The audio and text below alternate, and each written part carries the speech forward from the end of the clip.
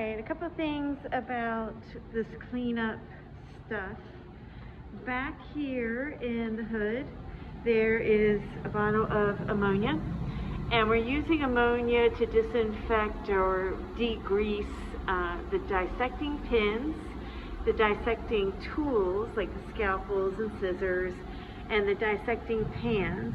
And when you do the pans, it helps to just make an ammonia solution by putting water in one of these tubs and a splash of ammonia, and then using the sponge to wipe down the dissecting pans. And so we want to get the pans that are up here as well as the pans that are out from the practical.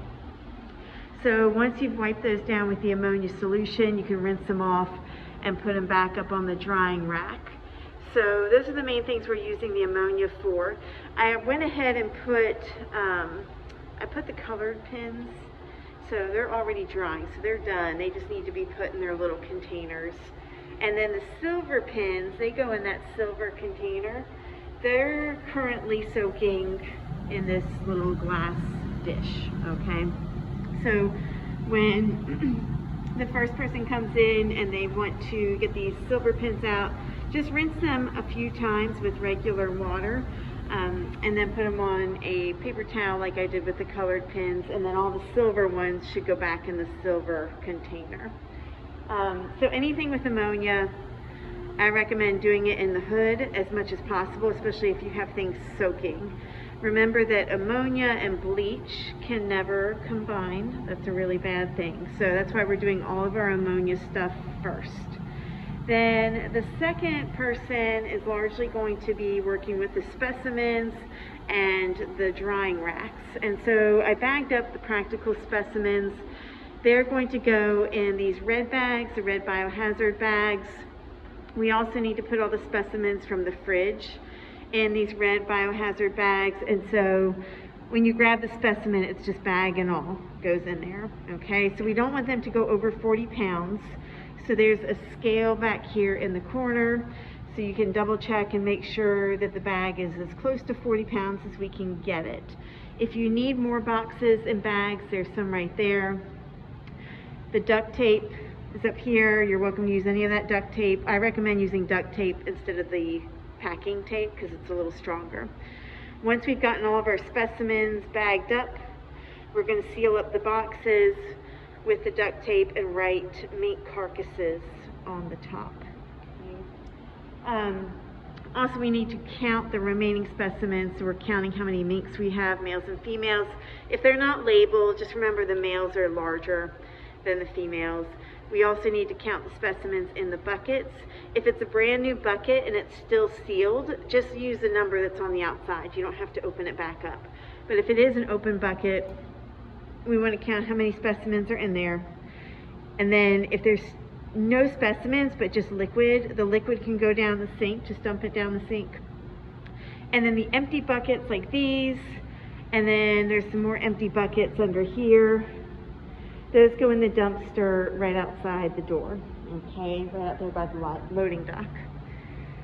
And then we're going to wipe down the fridge with the Mr. Clean. So Mr. Clean is in the yellow, it's a yellow cleaning solution.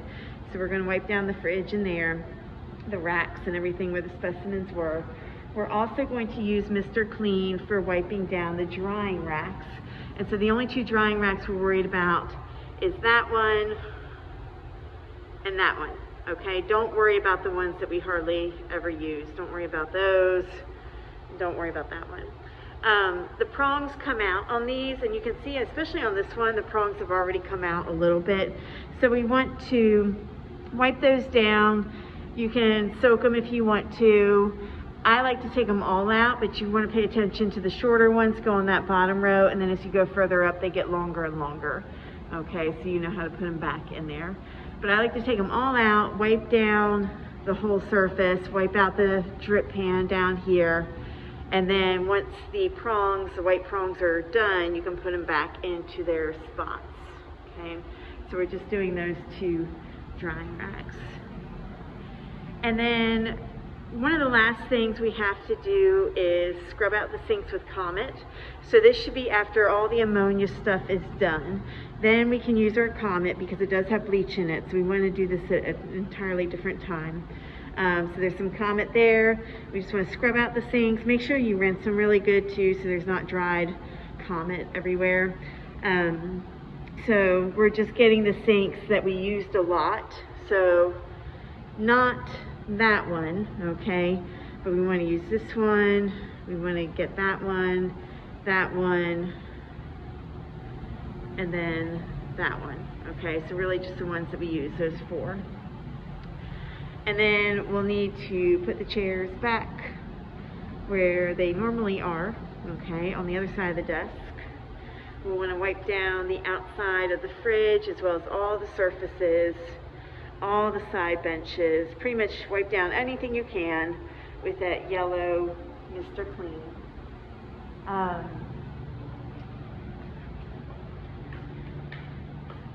We're going to empty the trash and wipe down the podium.